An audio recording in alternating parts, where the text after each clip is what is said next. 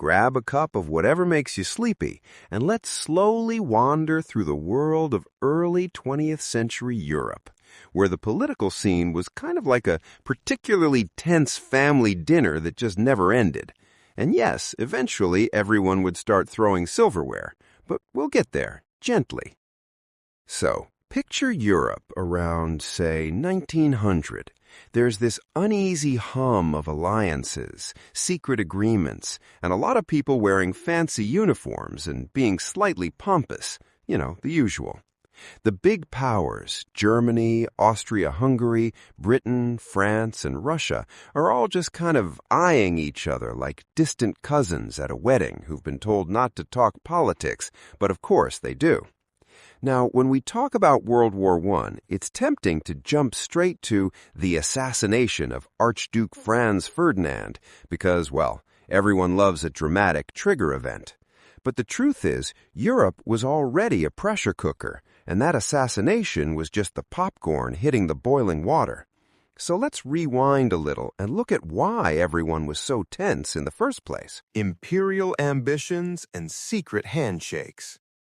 Europe had been at this kind of slow, simmering feud stage for decades. Germany, which only officially became Germany in 1871, had suddenly decided, hey, let's be a major player, and started building up a military like a teenager who just discovered protein shakes. Kaiser Wilhelm II, the man in charge, was, well, let's say he was energetic, a little impulsive, and liked to shake things up, sometimes literally during diplomatic meetings.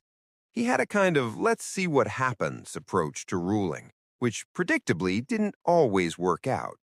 Meanwhile, Britain was over there with its vast empire, quietly smug, like that friend who's always subtly reminding you that they have 3 vacation homes and you're still figuring out rent.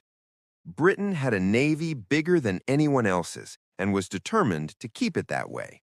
They weren't looking for war per se, but they also weren't about to let anyone else catch up. France had a chip on its shoulder.